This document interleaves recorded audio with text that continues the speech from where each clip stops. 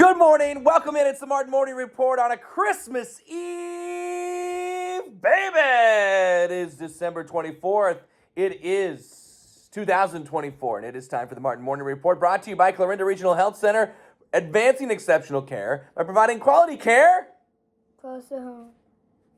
close to home. Number one, the TNT Ford explosive performance of the day goes to Brea Nickel and Tyler Botts. Our Jim Hughes Real Estate KMA Land Athletes of the Week announced yesterday. Nickel averaged 16.6 points per game in a trio of wins last week. 18 points scored against Wayne, 18 against Southeast Warren, 16 against Worth County, 29 against Duncan, 34 against Hudson.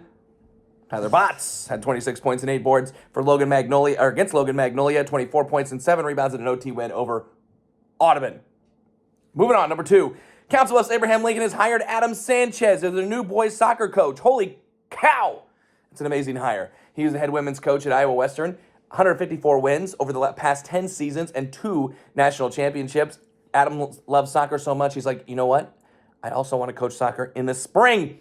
NJCAA National Coach of the Year twice. What a dude and what a hire. Number three, trainers. Kara Huseman stepping down from her position as softball coach after 306 career wins. 213 of those wins have come at trainer, which went to the 2019 state tournament under her direction. West Elementary principal now at Glenwood. Tough job. Tough to do both of those things. But Kara Huseman unfortunately stepping down as the trainer, head softball coach. Number four, Iowa Wrestling Coaches and Officials Association have released their first dual team rankings of the year. You guys excited? Riverside is number 8 in Class 1A. Logan Magnolia 9, Nottoway Valley 13, Underwood 17, Shenandoah 25, and Lennox is 27 in Class 1A. In 2A, Sergeant Bluff Luton, Atlantic, Crescent, Glenwood go 3, 16, 24, 28 respectively, and then 3A Lewis Central is number 19. And number 5, 'twas the night before Christmas, when all through the house not a creature was stirring, not even a mouse. The stockings were hung by the chimney with care, in hopes that St. Nicholas soon would be there. The children were nestled all snug in their beds, while visions of sugar plums danced in their heads, and Mama in her kerchief and I in my cap had just settled our brains for a long winter's nap. When out on the lawn there arose such a clatter, I sprang from my bed to see what was the matter. Away to the window I flew like a flash, tore open the shutters and threw up the sash. The moon on the breast of the new fallen snow gave a luster of midday to objects below. Please stop that. When what to my wondering eyes did appear but a miniature sleigh and 8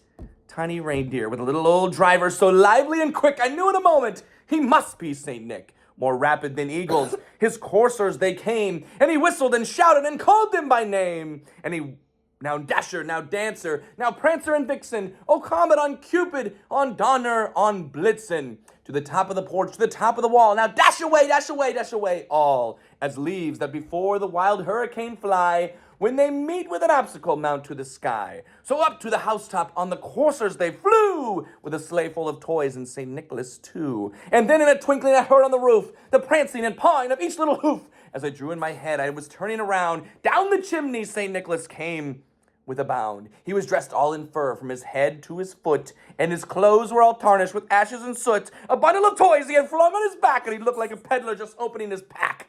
His eyes, how they twinkled, his dimples, how merry. His cheeks were like roses, his nose was like a cherry. His droll little mouth was drawn up like a bow, and the beard on his chin as white as the snow. And the stump of a pipe he held tight in his teeth, and the smoke, it encircled his head like a wreath. He had a broad face and a little round belly that shook when he laughed like a bowl full of jelly. He was chubby and plump, a right jolly old elf, and I laughed when I saw him in spite of myself. A wink of his eye and a twist of his head soon gave me to know I had nothing to dread. He spoke not a word, but went straight to his work and filled all the stockings, then turned with a jerk.